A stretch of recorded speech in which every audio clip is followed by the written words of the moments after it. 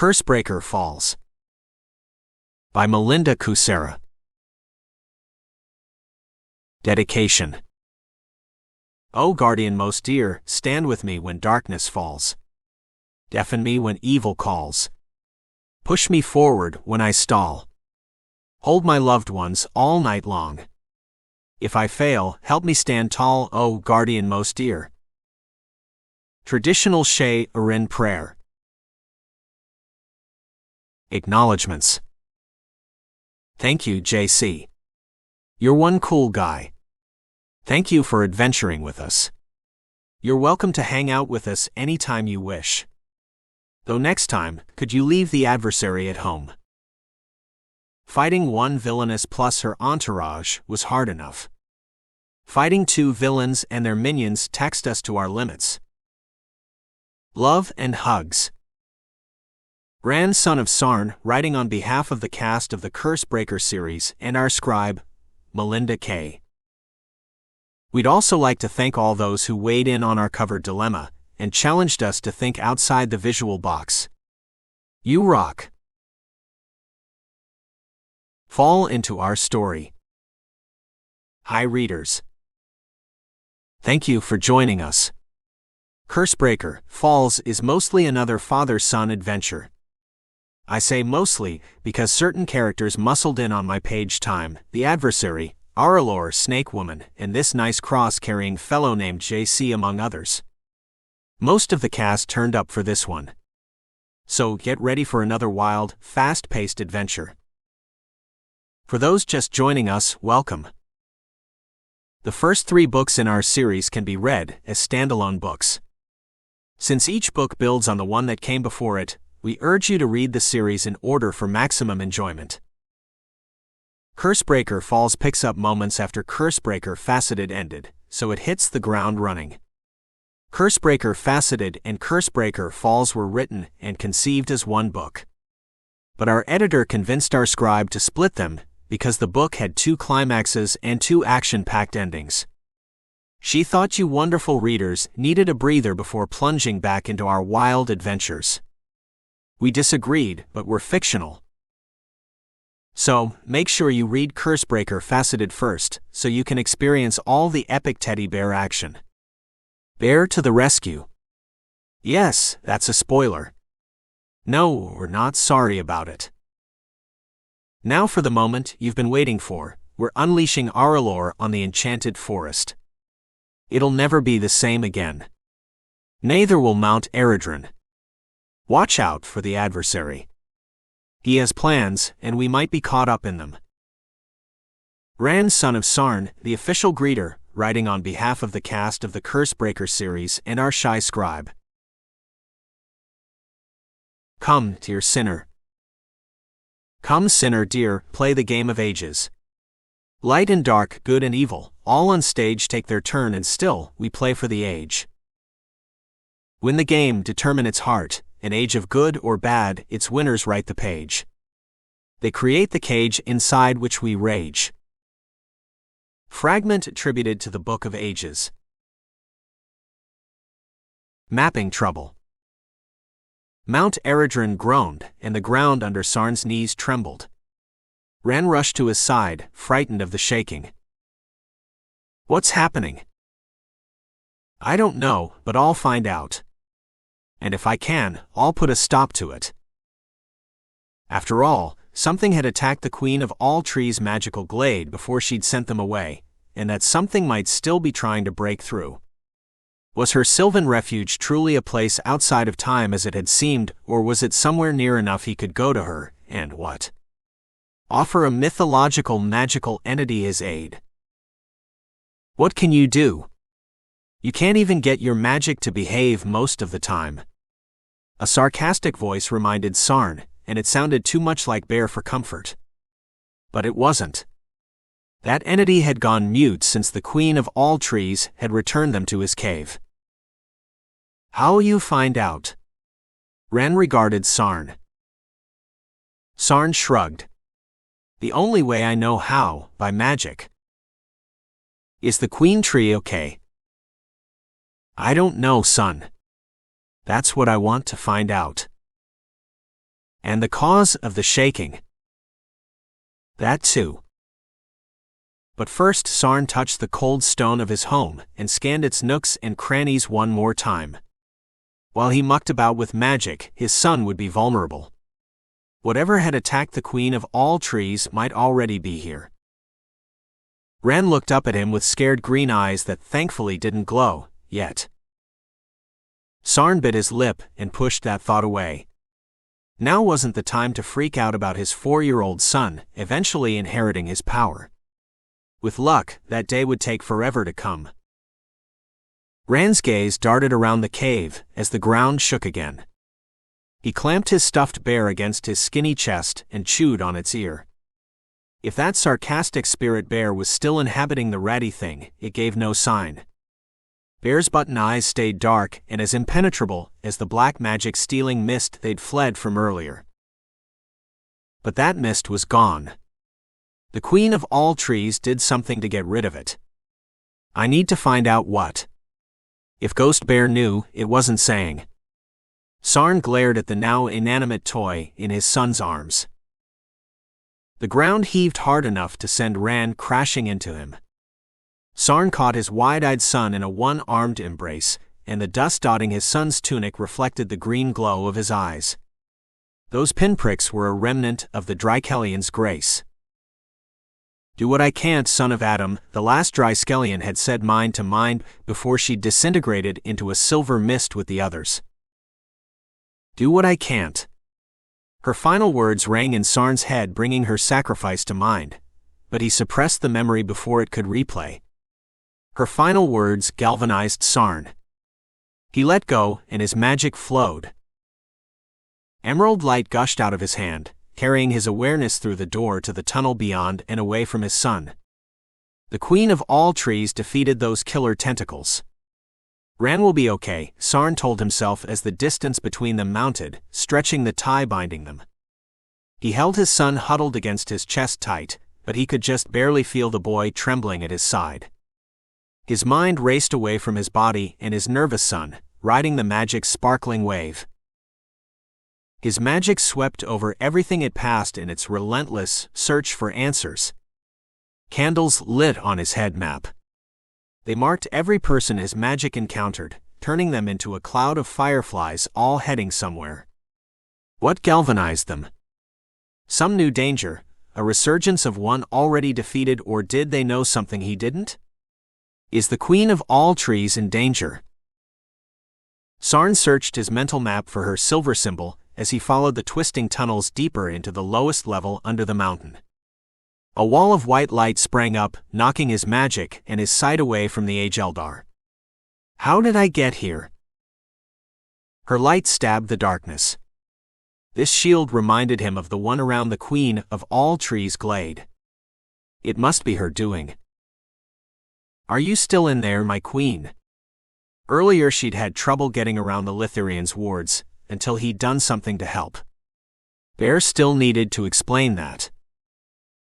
When Sarn ran his hands over the sparkling wall, patterns emerged. He counted 144 interlocking circles before realizing there were chains within chains. It was the most elegant spell work he'd ever seen. Was this barrier meant to keep something in or out? Had the Queen of all Trees defeated that many-armed monster, or was it still in there trying to escape? Just the thought of that creature from the pit sent a cold shudder through Sarn. He reeled as something hooked his magic and yanked him through the bowels of the mountain and the wall of his cave. What the hell? Sarn flew right over the head of his kneeling son. A breeze ruffled Ran's hair and the boy looked up, still chewing on his stuffed bear's ear. But if he saw anything other than the finger-long stalactites dripping on his head, his little face didn't show it. Sarn caught one last glimpse of his discarded body, still clutching his son in a one-armed embrace, then he passed through a wall into yet another dim tunnel. The lower quarters had miles of them because the Lithurians had gotten lazy when carving them out. Where's this thing taking me? Outside Mount Eredrin, a lone man opened and closed his mouth, and the most inconceivable things fell out. Dirk wanted to go into the enchanted forest. Why the hell would he want to go there? It was about to be destroyed. The adversary stared at the 40-ish fellow. Feeling his disguise slip, he pulled his everyman's face into a mask of skepticism. Some of his dark presence spilled through before he could stop it, and Dirk shivered.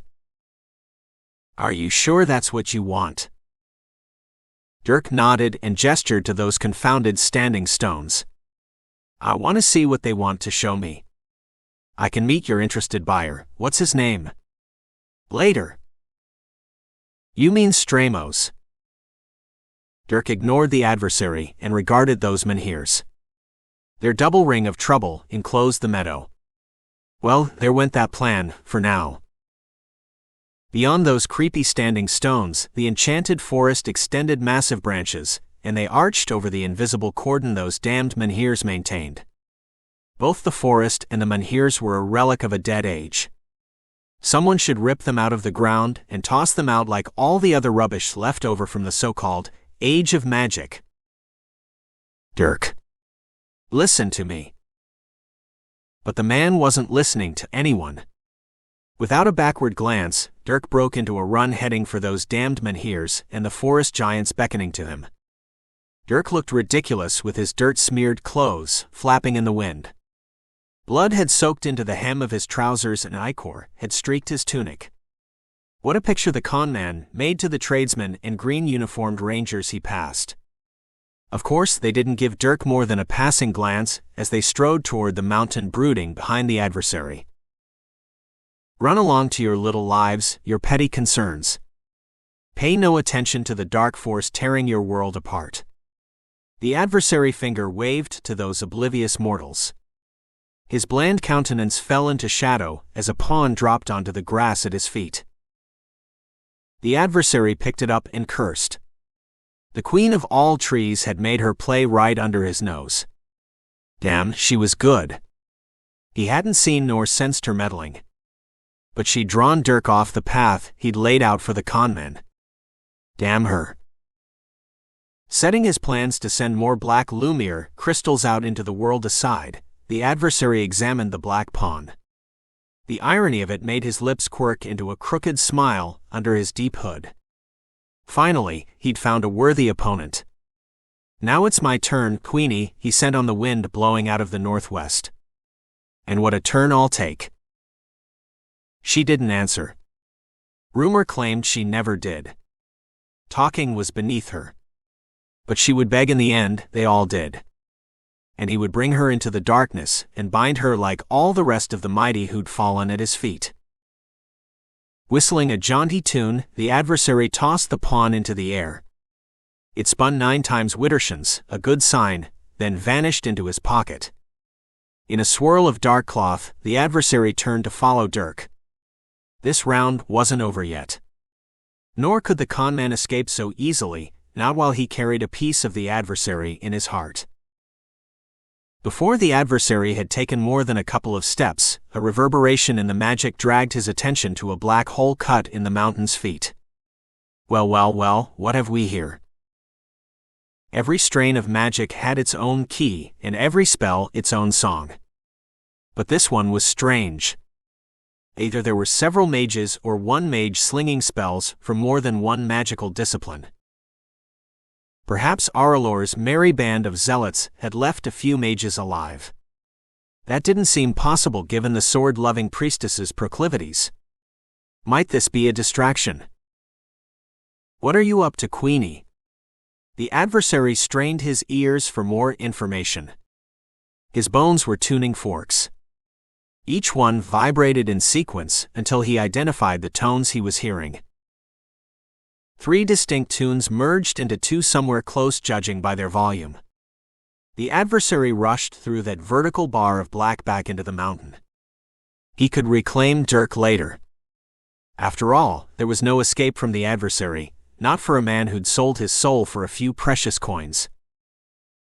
Tunnels flashed past at dizzying speeds away from the Age Eldar. Sarn struggled but couldn't break free. What caught me? And how did it catch me? Sarn felt around for it, but he had no idea what he was looking for. What did a capture spell look like? Was that even what had ensnared him? The magic infecting his blood and bones didn't come with a grimoire. Other than creating shields, mapping the area around him and jumping long distances, most of the magic he worked was accidental. None of the magic he'd ever touched required crafting an actual spell.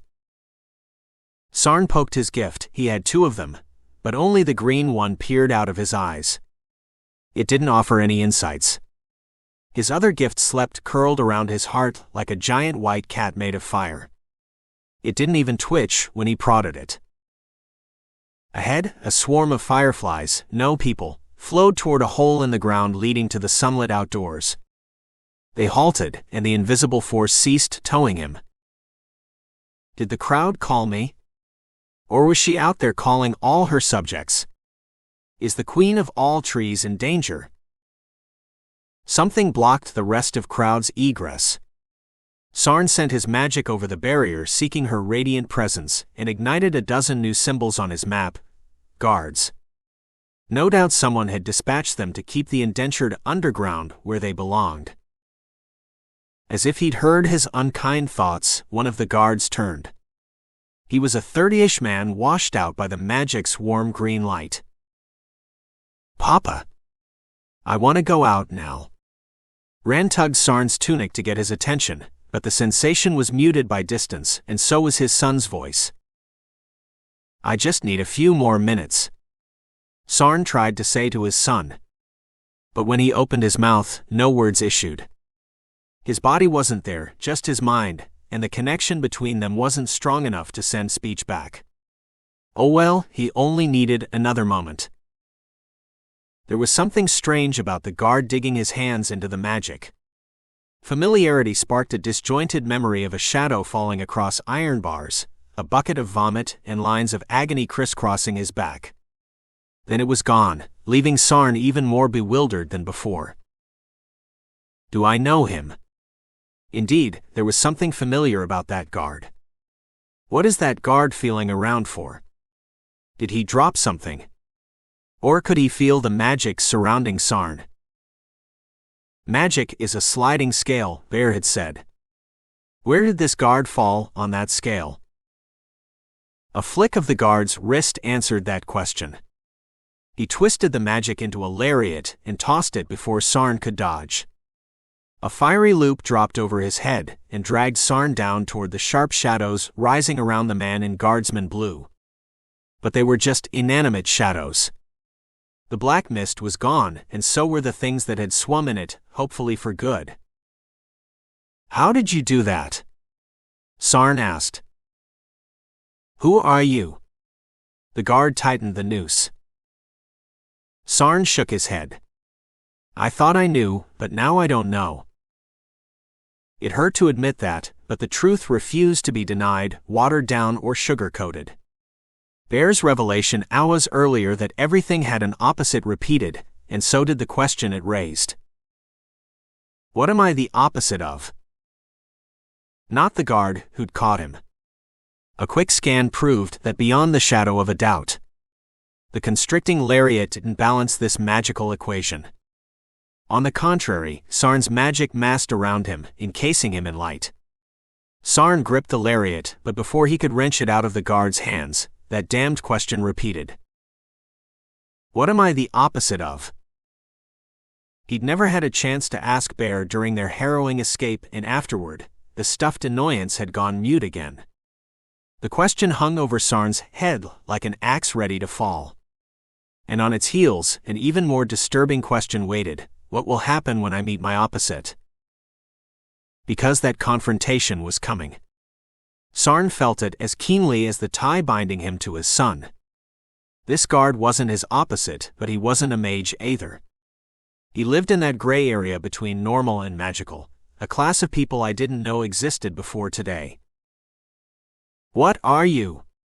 Sarn started to ask, but Ren yanked on the tie between them with all his might. Papa. Ren packed all the desperation a 4-year-old could muster into the shout echoing in Sarn's soul. Something must be wrong. But he'd left his son in their cave, under the Queen of all Trees' protection. Ren should be safe there. Then why is he calling me? Rand tugged harder on the tie between them, and a shimmering chain appeared. Promises to his son had forged each link. They were unbreakable, like his will. I must go. As Sarn thought that, a green flash severed the lariat, freeing him. His magic changed to a pale green cloud, riding the dispersing crowd until something lashed out and grabbed hold of him. This current was stronger than the one before. It sucked him down a black funnel away from everything, including his son. Papa, come back. I don't want to lose you. I don't want to be lost, son. His magic screamed, and Rand's shouts became more frantic as the blackness closed in on Sarn. I see you, boy.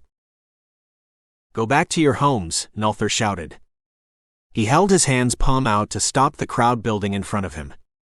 A sea of heads filled the tunnel and stretched on for a half-mile to a bend, and likely beyond that point as well. Every man, woman, and child in the lower quarters was on the move for no goddamned reason. The Lithirians had built their mountain fortress-turned-city tough enough to withstand a frigging earthquake. Yet each time one shook the bowels of the mountain, its denizens fled in fear. You'd think they'd be used to this by now. Nulthar glared at the crowd, letting them know he meant business. Why the hell were there so many quakes? There'd been a whole slew of them a month ago, then a couple more 2 weeks ago, and now more today. What in the name of the magic were those miners doing, tunneling to hell and back? Probably. The rich bastards who ran Mount Eredron had little regard for anything except profit and the purity of their bloodlines.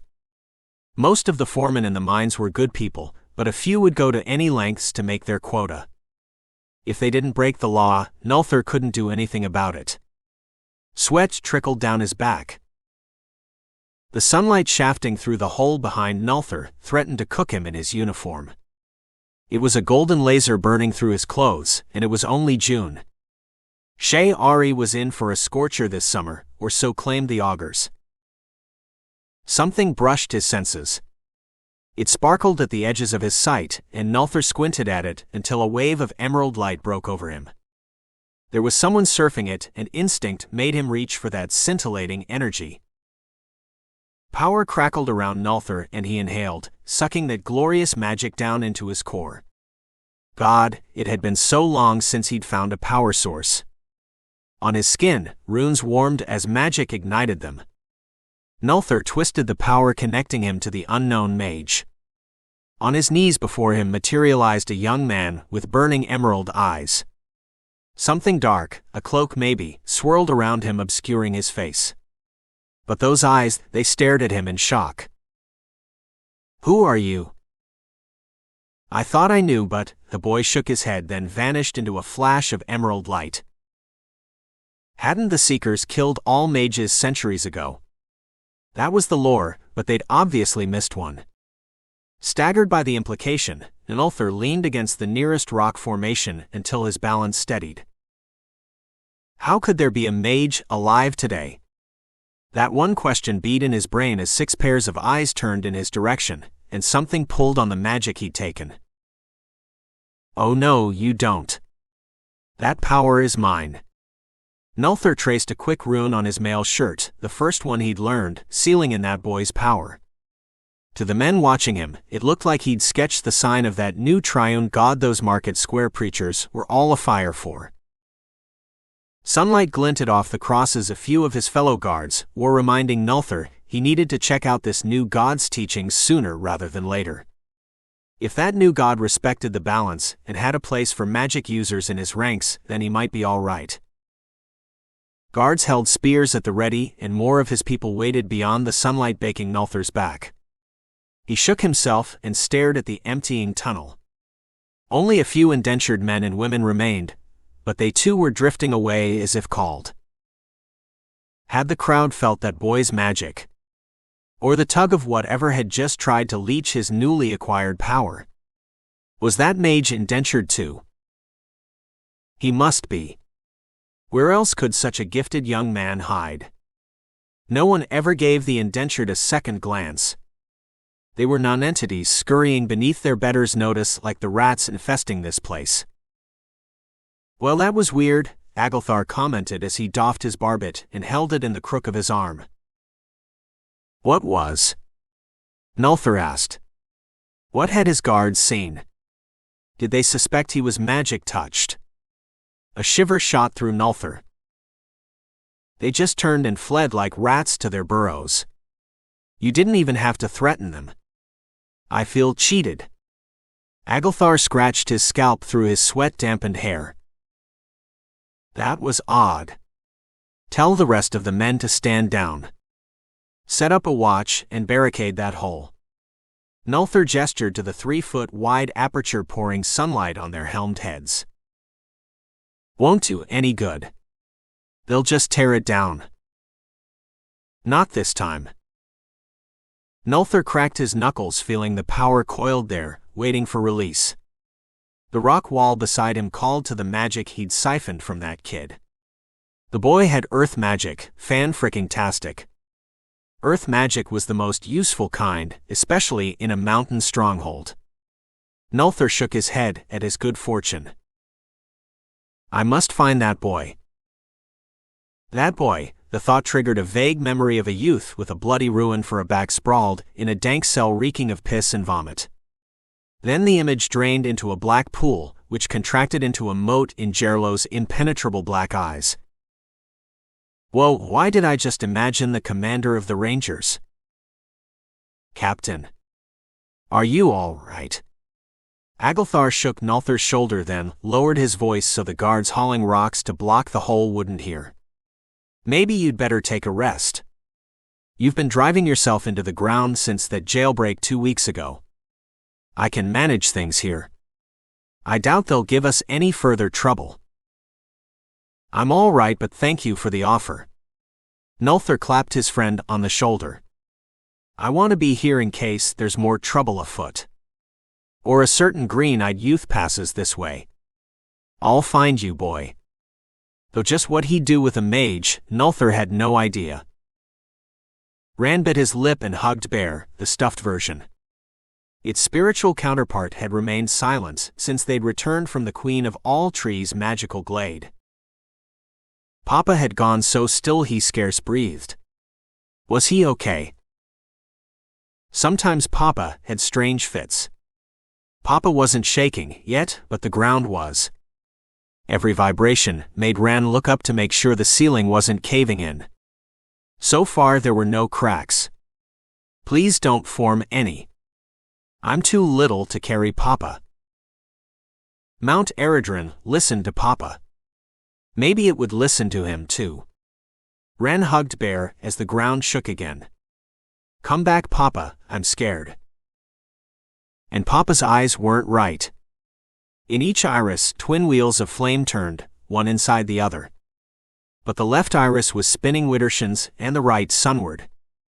They both usually spun in the same direction, sunward. Standing on tiptoe, Ren peered into those eyes he knew so well, but Papa wasn't in there. He'd gone off with the magic and left his body and ran behind. Papa! Ren pushed against his shoulder, but Papa was a wall of lean muscle, so he didn't budge. His back was rail straight, but his face was an expressionless mask. Fear crawled into Rand's belly and clenched his guts. He wriggled until he could touch Papa's face. It was warm and sweat beaded his father's brow. Ow. Ren retracted his smarting fingers after they strayed too close to the green light pumping out of Papa's eyes. He sucked on his injured digits. Why was the light so hot? Was it hurting Papa? Bear. Should I wake Papa? Bear. No response. Bear had just been with them. The ghost had made a grand entrance, full of twinkling lights, just a few minutes ago. Why now was the ghost so quiet? Rand shook his stuffed companion. Bear. Why won't you talk to me? Bear's button eyes stayed dark and devoid of intelligence. Where was Bear? Why wasn't the ghost here? Ren poked Bear's fuzzy belly. Still no reaction. A fat tear rolled down his cheek. Why did everyone leave him? "Papa, come back," Ran begged, but his words ended on a sob. A rat poked its whiskered nose out of a pile of clothes, and as it sniffed the air, silver rolled across its eyes. Rat Woman had mirrored eyes. This rat must be one of hers. He listened for the drone of insects heralding Insect Man's arrival, but didn't hear any. Maybe Rat Woman's here alone. That's okay. She's a grown-up. She'll know how to help Papa. Ran relaxed and waited. He wasn't alone anymore. "I'm glad you're here. Can you tell if Papa's okay?" When Rat Woman didn't manifest, Ran beckoned the rat to come closer. It couldn't examine Papa from the other side of the cave. But the rat didn't move. It remained mostly hidden under a pile of dirty tunics, watching his every move. "Oh, I get it. You aren't all here 'cause the magic's messed up." The rat bobbed its head. Its mouth opened and closed, aping human speech, but only squeaks issued. A knock sounded. Ran cringed as a voice accompanied it. "Sarn? Sarn, are you in there?" "Sarn?" Marina asked. She was one of the foundlings. If they opened that door and saw him kneeling beside his unresponsive Papa, they'd take him away. They were always doing that, and it was annoying. They said it was for his own good, but they were wrong. I should always be with Papa. Always. "Sarn?"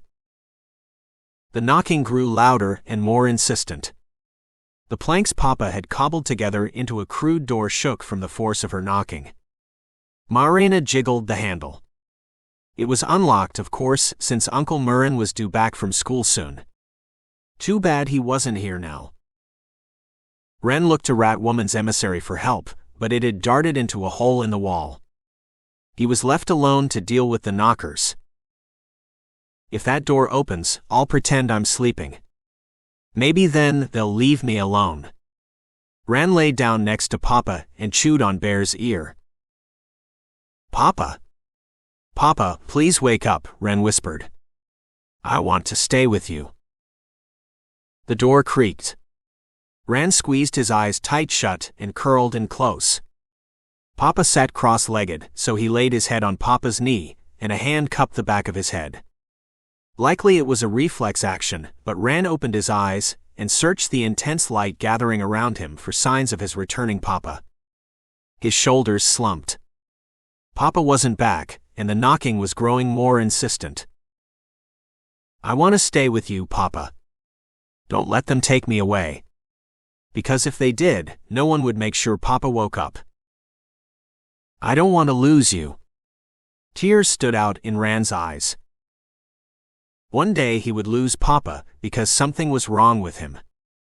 Not even Ghost Bear, whose vessel he crushed against his chest, would help Papa.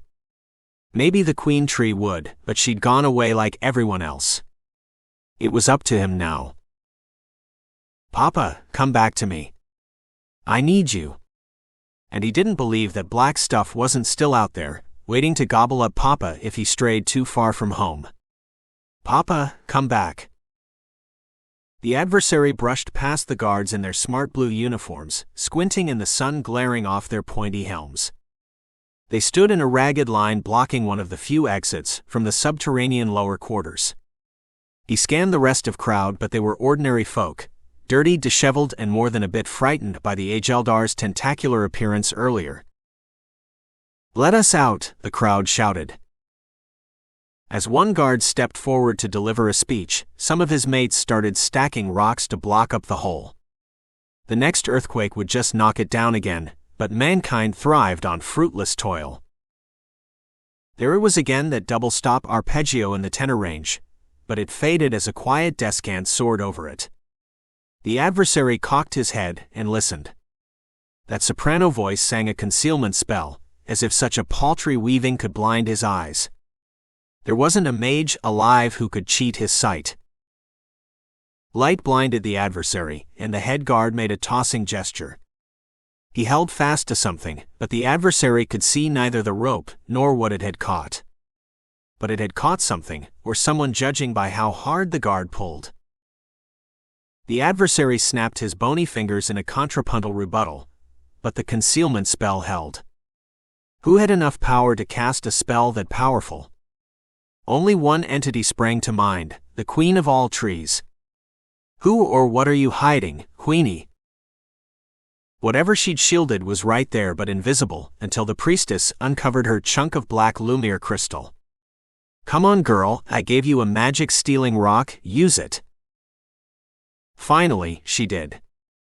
Ripples spread out from Aurelor as the black hole in her keeping warped the fabric of magic into a funnel, sucking all magic and light into itself. Good girl. The adversary could picture her maniacal grin and hear her laughter. He shared it as the stone in her keeping created riptides in the magic, even here miles away from the epicenter of her mobile magic nullifying disaster.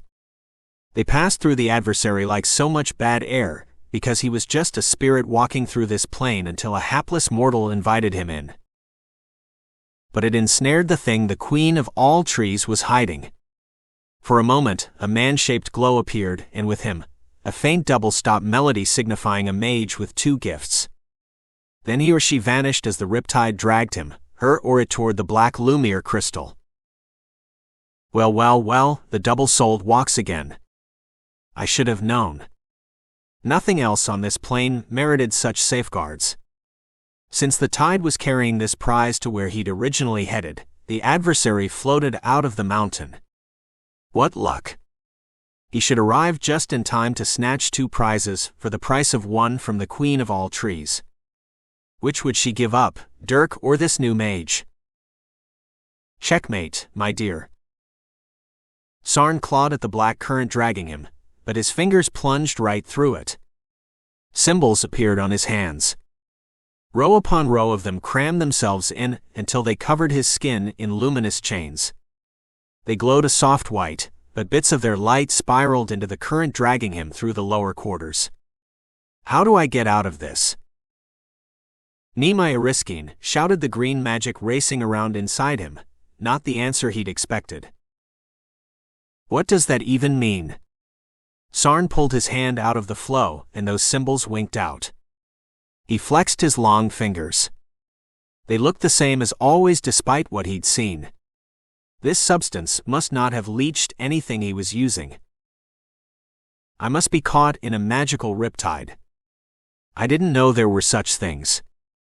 Struggling only increased its hold. How do you fight a force of nature? Bear. Help me. Sarn kept calling that spirit animal, but the ghost didn't reply. Maybe Bear couldn't hear him. After all, he wasn't corporeal in this state, so he passed through walls as if they were naught but smoke. Nothing he did stopped or slowed his slide toward another well of darkness. At least this one wasn't in the Age Eldar. Another wall turned into a puff of smoke as the tide yanked Sarn through it. Every part of him tingled from the prolonged bout of incorporeality. Hopefully, it wouldn't do any lasting damage. Papa, come back. I'm trying, son. Thoughts of his son made Sarn redouble his efforts, but the black thing pulling Sarn wouldn't give. He was caught in its undertow. Unlike real water, he couldn't swim out of this. Help me, Sarn said to his other magic as he careened through two more walls in succession. But the white magic lodged in his breast just glowed on, as if nothing was wrong. Earlier he'd called it forth to help others. But this time he was the one in need, and it was ignoring him. It figured. His map sprang up and a red X flashed, but before Sarn could do more than glance at it, Mount Eredrin screamed his name, and two stone fists punched out of the next wall. They slammed into Sarn, jarring him out of his incorporeal state, so they could hold on to him. Pain hammered spikes through every part of Sarn, and he convulsed as the world darkened around him. The current pulled, but the mountain refused to let go. They're tearing me apart. Everything was growing fuzzy around the edges, all except for Rand's shouts. You shall not pass. You belong to us, Rock Breaker, said the mountain, shaking him to ensure he got the point. Its gravelly voice echoed through the tunnel. We won't fall into darkness. We won't be bound. Bound by who? What are you talking about? Sarn asked the mountain, but it just repeated. We won't be bound. As those cryptic words died away, Sarn realized he'd traveled the entire length of the lower quarters. Spells wove through the rocks, but they were dim points of light accreting as he watched. Beyond that uneven expanse of stone and magic lay the meadow, and beyond that, the menhirs and the enchanted forest. This was the outer edge of Mount Eredrin, and it refused to allow him past this point. Did something happen in the forest? Or to the Queen of all trees? The question recalled the last time he'd seen her. Something had attacked her magical glade. Sarn shook his head to clear it of the too vivid memory before it could replay, but the question remained. Is my queen in danger? He waited, but if Mount Eredrin or his unhelpful magic heard his question, neither replied. Something must have gone terribly wrong, but where? Not the Ageldar, the Queen of all trees' shield sealed it off. Tears pricked Sarn's eyes as the realization hit. There was only one other place trouble could arise, inside the enchanted forest, where the Queen of all trees dwelled. 5 miles from this spot, shade and an awful lot of innocent people had died the last time something evil rose in the forest. I must go out there. I must see. Even if it broke his heart, because if the trouble was in the enchanted forest, it wouldn't stay out there. It might already be endangering his son or his brother or both. Papa, come back, I'm scared. Let go of me. Sarn pounded on the stone hand wrapped around his waist, and it crumbled. Before it fell away, another one shot out and almost crushed his spine. It eased off when he cried out from the pain. Let go of me. His plea was reduced to a whisper by the stone band compressing his chest. No, said Mount Eredrin, but its grip was loosening. Invisible currents were leaching away bits of the mountain's power, and the hands it had manifested were flaking away each time the mountain shook. What's causing it to disintegrate in slow motion? Not Black Lumir, no, it can't be that. No, shouted the mountain, but its hands were cracking. You shall not pass. Mount Eredrin's bellow shook the ceiling, raining down rocks on its captive. Sarn threw his arms up to shield his head, and green rays shot out of his fingers. As they batted away the projectiles, some of their power bled away, stolen by the current flowing out of the mountain. One of the incoming rocks glistened like unkindled Lumir. It caught the emerald glow of his eyes as it spun in slow motion, reminding Sarn of the crystal pendant hanging around his neck. He felt for it, but the rock holding him hostage broke apart, and the current swept him through a 20-foot thick stone wall. Symbols smaller than the pad of his pinky divided into still smaller parts, and they in turn subdivided into chains of symbols too small to identify. Bonds held them together as he cleaved through solid stone. Sister, priestess. The mountain shook, and so did the balcony. The vibrations knocked Inari's basket off the bench, spilling her tarot cards. They landed face down, all except one. Inari set her book aside, not bothering to mark her place. With shaking hands, she flipped over the High Priestess card, hiding it, but the wind grabbed it and flung the card riverward.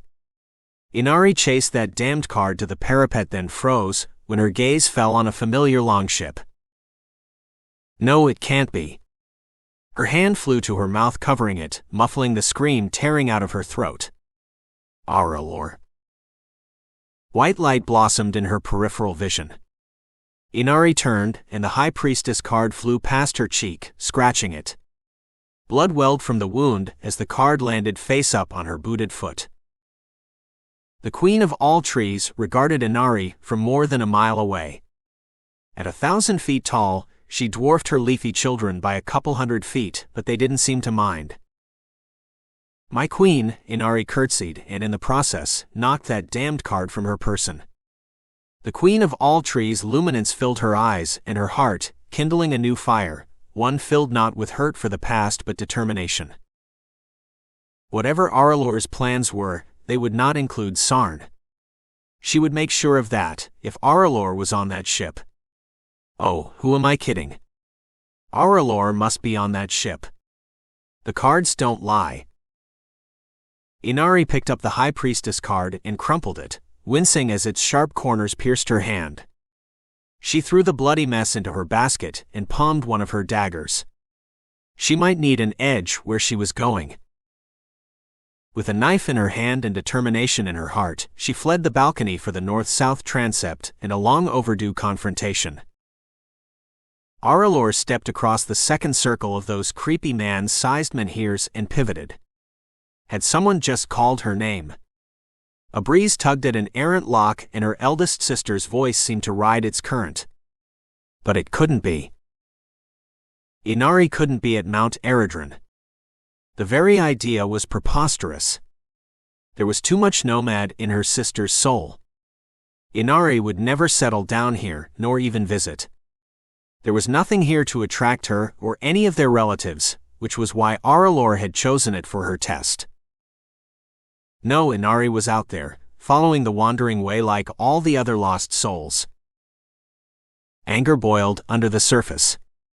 Don't worry, sister, I'll save you with fire and brimstone and a knife through the heart. After all, that's what you deserve. Aurelor's hand dropped from the box to her blade. Inari, the perfect sister, the best huntress, the bravest woman in their caravan. But I will best you yet, sister dear. Then you'll bow to me.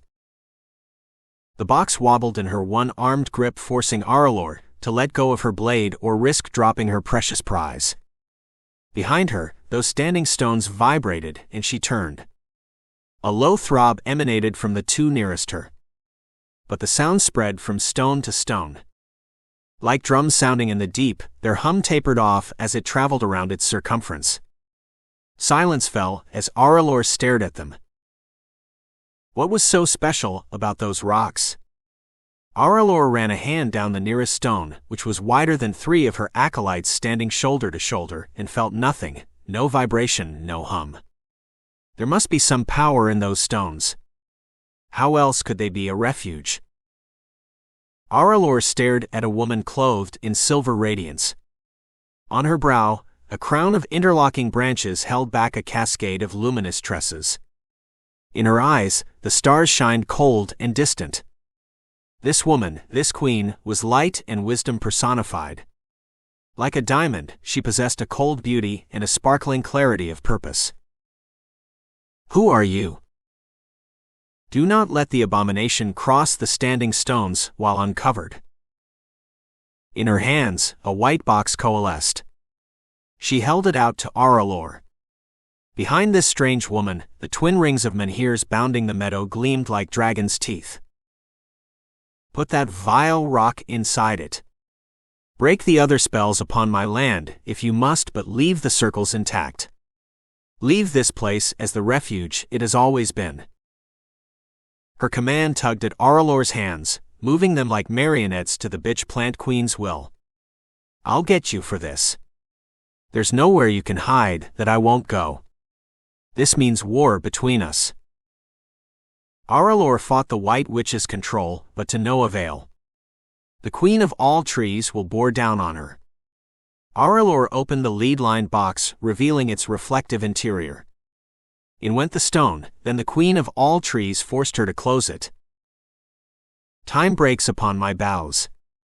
My roots are twined throughout the ages. Come for me if you wish, but I will stand until the breaking of the world. Nothing you do can change that. The Queen of all trees turned in a silver swirl. As she processed away, her human shell melted, becoming once again a 1,000-foot-tall monstrosity. I hate her with all my soul, Aurelor muttered. I will destroy you, witch tree. Aurelor squeezed the box she could neither put down nor open until she crossed the second circle of menhirs a mile yonder. The bitch plant queen had bound her to that one goal. Now. Aurelor shook her head. How could those queer stones be a refuge? It made no sense, but that vile promise wrapped around her like chains, and it yanked her from them. 12 acolytes followed in her wake. No one spoke, but their excitement was palpable. Every step away eroded the bitch plant queen's influence a little more, freeing Aurelor. After several miles, she was her own master again.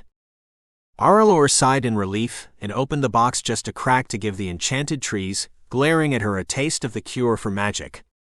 Shadows reached out of the box and stabbed the nearest trees. They writhed as they dimmed, collapsing at her feet like the magic-less refuse they were. Yes. Yes. Aurelor crowed as she threw the lid onto the ground and reached inside, eager to hold her prize up in triumph. A shock wave slammed into the trees around her, toppling them, and they in turn knocked down more trees in a wonderful parody of dominoes. Aurelor laughed at their tortured screams. Trees in the ranks behind her began to draw back, quivering in fear of her. Yes, yes, yes. Fear me. I am the light stealer.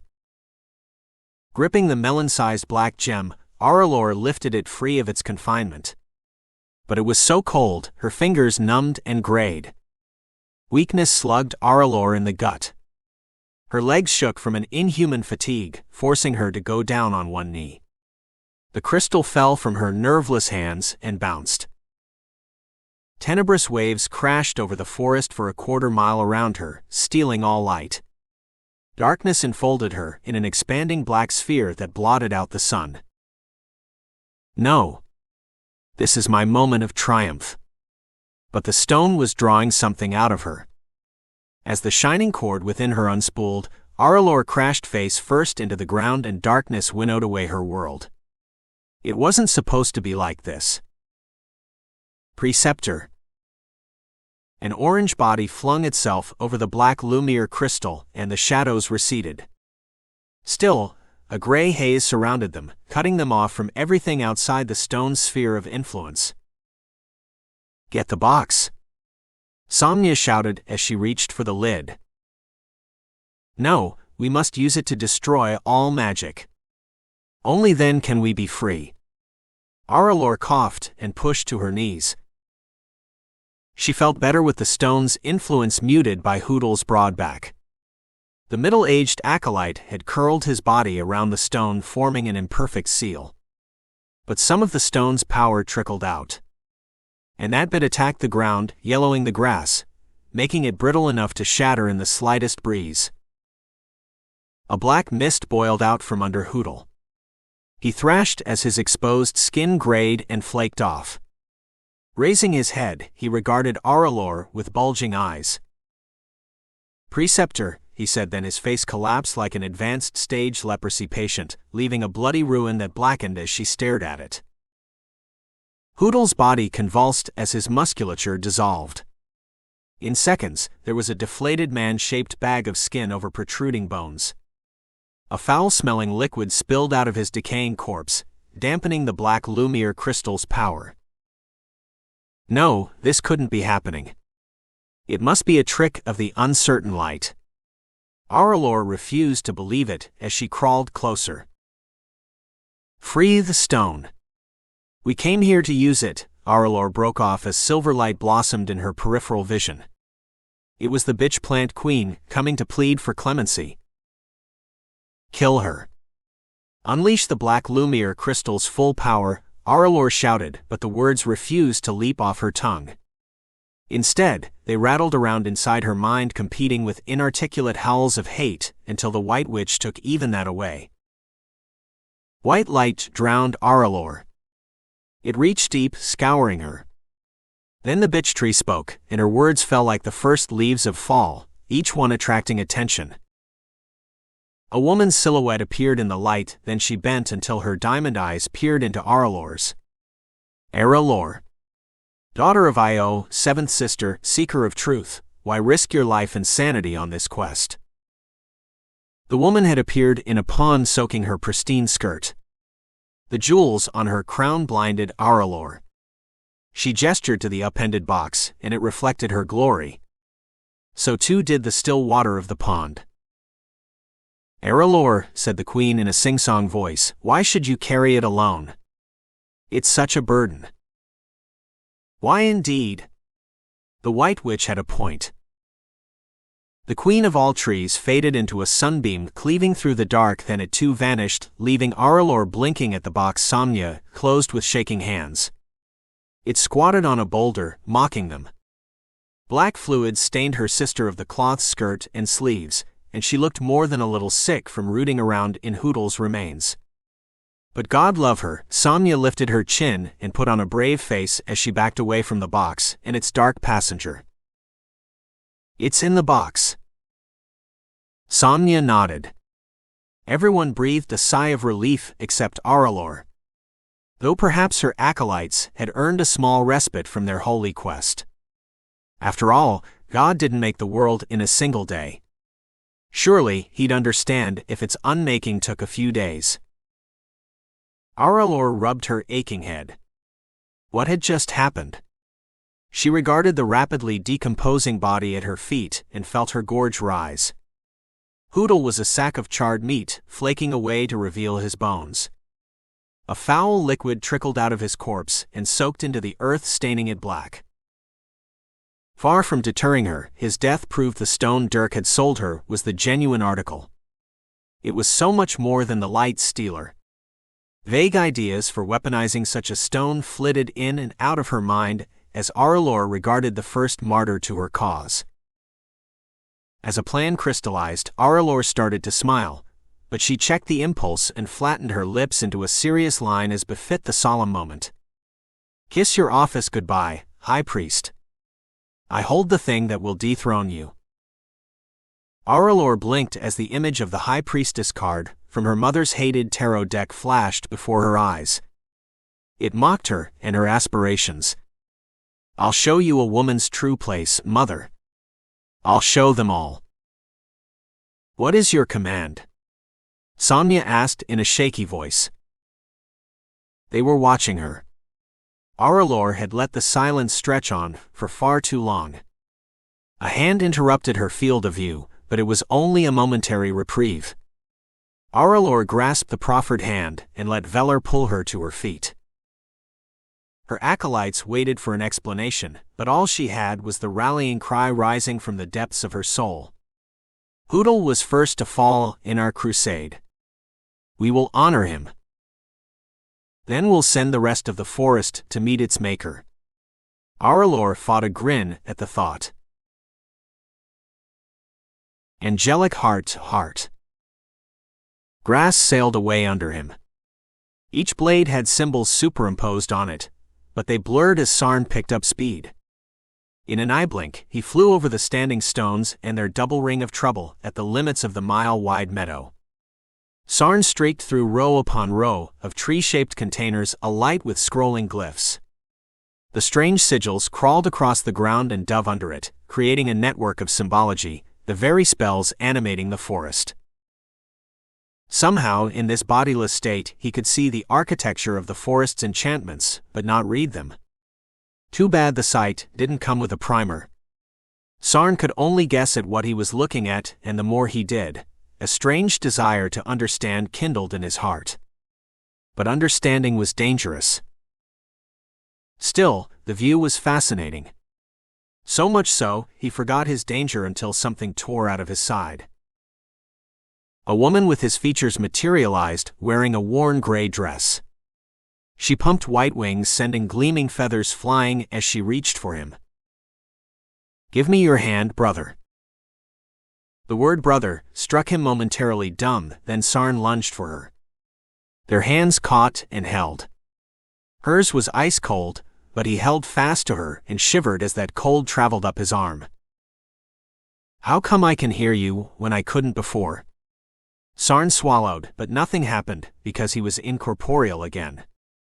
His body must still be in his cave, and its unoccupied status must be scaring his poor son. "I'll make it up to you, Ran, I promise. I just need a few more minutes." A month ago, this same woman had appeared to help him fight a demon. Then she'd been just a mute fighter who'd pulled a blade out of his side. Now she was speaking, and he couldn't pass up an opportunity to get some answers. Ran would understand. Because you're on my turf now. She blew a lock of hair out of her narrowing eyes. They weren't green like his or his son's, but gray like everything else about her. The rules are different when you're out of body, which, by the way, is dangerous. You're a naked soul right now, without the power to defend yourself. That's why you're here. She nodded. Just don't make a habit of this. Vague memories shifted around inside Sarn's head. They poked and prodded the darkness, obscuring everything from before 5 years ago, when the Lord of the Mountain handed him over to the Rangers. Something warmed on his chest, and he touched his pendant with his free hand. A name drifted out of his jumbled-up past. Sullivan. Her face lit up. You remember my name. I knew you would. We were twins after all. Of course, I was the talkative one and the oldest. She held up a finger. By 1 hour, but it still counts. Why do you have wings? Her lips quirked in an impish grin Ran often wore. Don't worry. You won't grow a pair. I made a deal to get these. She swept her free hand backward, indicating her supersized dove wings. What deal? I'll tell you another time. I've waited almost 14 years for this moment. Before it slips away, I need to say a few things. Sullivan glanced over her shoulder. We don't have much time. I'm borrowing your magic to manifest, so the longer we talk, the more I'll drain you. So, let's keep this short and sweet, okay? I don't want to tax you any more than necessary. Sarn winced as his map spawned and pointed frantic red arrows at 2 black upside-down pentacles superimposed over each other. They moved through the forest below and exerted a fell pull on him. He lost some altitude despite his winged savior. Beside the strange symbol walked Dirk.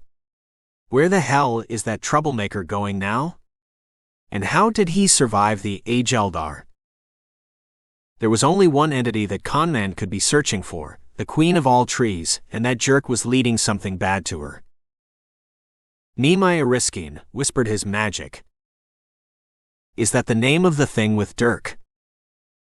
No answer, of course not, since when did his magic ever say anything useful? Anger swamped Sarn. He jerked his numbing arm away from his sister and plummeted toward the black symbol swelling on his map. He must stop it. No, Sullivan swooped down and recaptured his arm. Let go of me. I must stop him. Sarn gestured with his free hand to the dark tide still pulling him away from Mount Eredrin. She shook her head. But no matter how hard she beat her wings, she could no longer slow his slide toward whatever had laid hold of him. It pulled him toward the thing with Dirk. She dropped her voice to a whisper. Listen to me. It's not your fault I died. You couldn't help being who and what you were, and neither could I. Unfortunately, I was allergic to magic. Allergic to magic, her words slammed into Sarn, and he forgot all about Dirk and his new friend. How could you be allergic to magic? Many people are. Magic is a sliding scale. Mages on one end, nulls on the other. You were a null, weren't you? Sullivan nodded. Her hands were losing cohesion, but she held on and the tide dragged her despite her efforts to stop it. Yes, until death fixed that, her smile turned pained. 'Cause every bloody thing must balance. Grand, ain't it? One of us had to die so the other could live, Sarn said slowly, following the logic she'd thrown out to its horrible conclusion. She nodded. Why you, and not me? Sullivan pointed at a black smudge he was plummeting toward. Her lips opened and closed, shaping words and an explanation 14 years overdue, but Sarn couldn't hear her. She faded into a white ball of light, and it slammed into his chest. But Sarn remained caught in a dark gyre, sucking him down into darkness. Light poured through the seams in his forest green tunic as his crystal pendant punched through the fabric, and its light stabbed the black force, alternatively squeezing and stretching Sarn, but he was fading as he fell. Everything was blackening, and the ground was rising to meet him. "Papa!"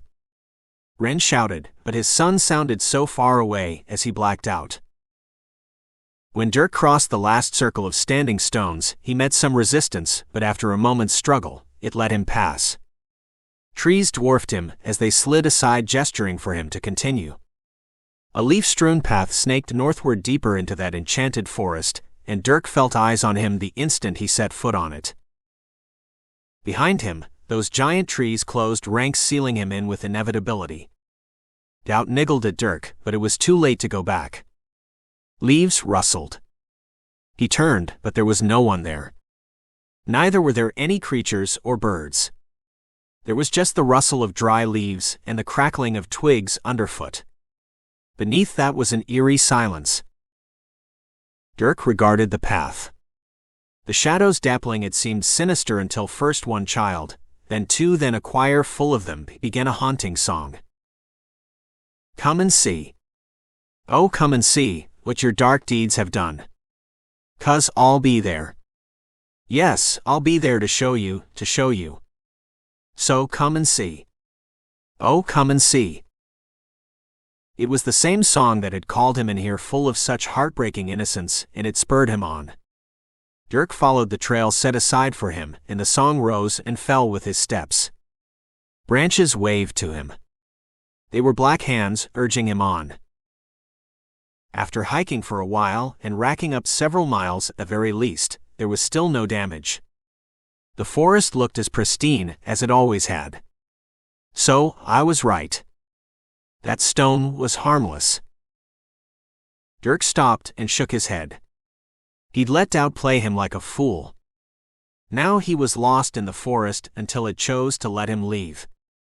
Smart going there. You're a real genius. You let a bunch of weeds trick you into coming in here, and for what? A silly song. Thank God his friends couldn't see him now.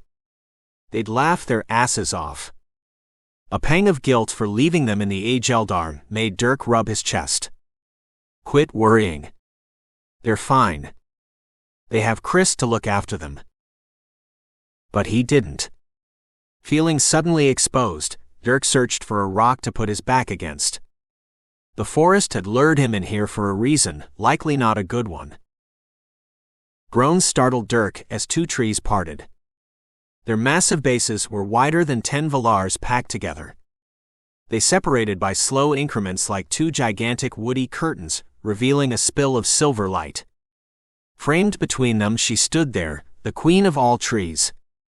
Oh God, she was magnificent, like a diamond faceted into a perfect replica of a tree. In her silver branches, she cradled a wizened tree like a mother caring for her child. Its bark flaked off as it thrashed. Not even her presence or her light could soothe its pain. Behind her, a graying sky leaned hard on thousands of fallen trees. They lay this way and that, gray and dying. Dirk dropped to his knees. Oh God, what have I done? She didn't answer, but there was anger in her every line. The world stopped, freezing time, or maybe it just felt like it had as the silence stretched on, broken only by the crying of the wind. He might have knelt there forever, pinned by guilt, if a voice hadn't spoken from behind. What about your friends? Dirk's head snapped up. What about them? He raked the clearing for the fellow who'd mentioned them. A hooded man appeared before him and shrugged. Ask her. She's the one who sealed them in the pit. Oh yes, your friends are trapped in the Eldar. She what? Dirk turned beseeching eyes on her, the mythic queen of Shayari. Is he telling the truth? His gut screamed a resounding yes, but she held her peace. Don't bother asking. She doesn't speak to men. A familiar sickle smile spread across the hooded man's face. She doesn't rescue them either. But I do, and I'm offering to help you. He extended a bony hand. There was a symbol branded on his palm, 2 upside-down pentacles, one inside the other. Dirk drew back. There was something about those pentacles, some warning from an old myth, but he couldn't call it to mind. Take my hand, and I'll help you free your friends. Dirk glanced one last time at the Queen of all trees, but she neither moved nor spoke. She was a silver statue, as immutable and bright as the sun. But her light was as cold as was her regard. And yes, he deserved her scorn for what he'd done. But his friends Rags, Chris, Gore, and Vil, they were the only family Dirk had ever known. And you conned them into this. They're imprisoned because of you, rasped his conscience. And it was right. I can't leave them in that pit. Just the thought of it made Dirk shiver with revulsion. Any deal was worth it if it saved his friends. What will that cost me? No one helps for free. The hooded man smiled, and his eyes twinkled at the prospect of a deal in the offing. Nothing you haven't already promised, said the adversary to the soul he already owned.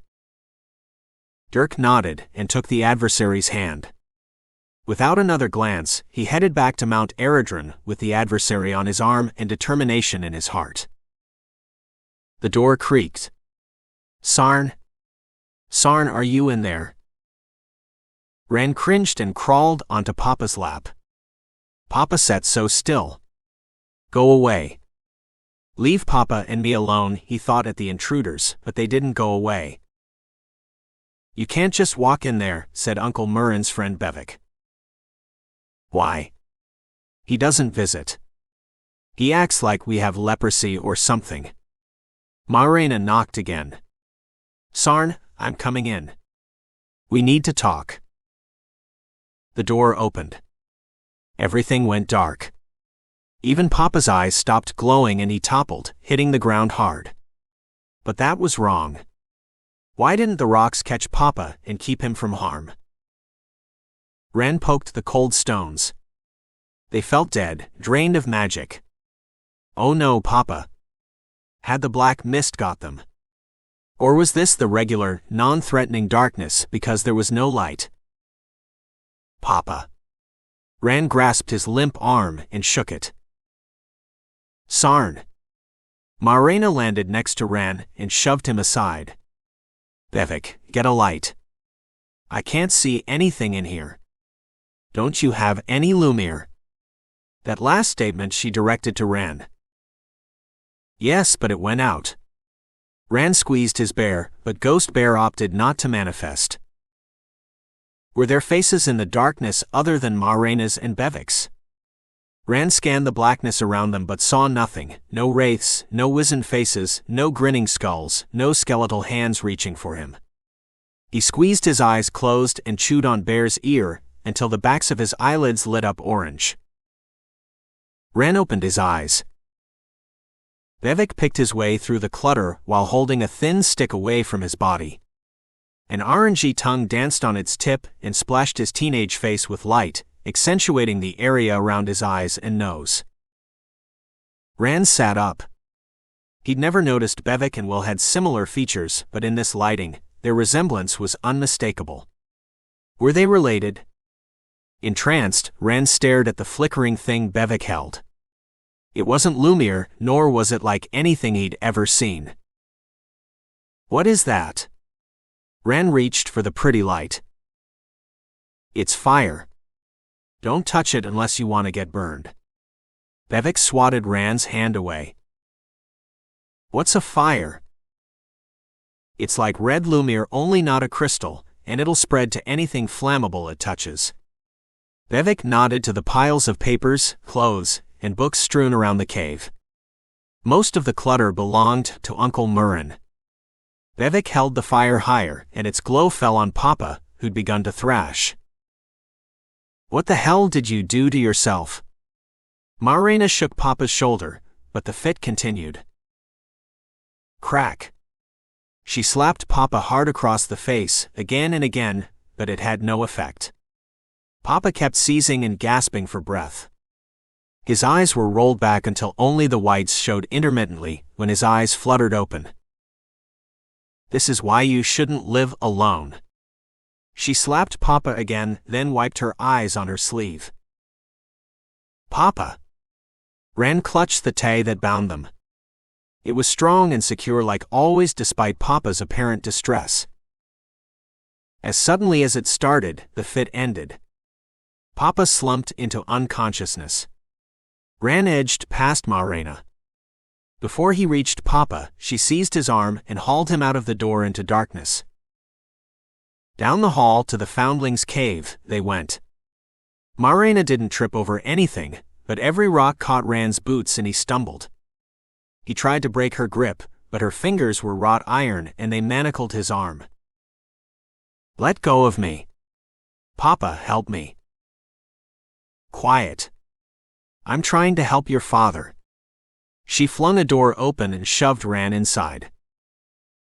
"Make sure he stays here," she said before shutting the door in his face. Ren kicked the door and stretched up on his toes, but his fingers just grazed the handle. He glared at it. "I wish I was as big as Papa." But he wasn't. He was still too little to reach anything without help. Ren kicked the door again as hot tears rolled down his cheeks. "Papa!"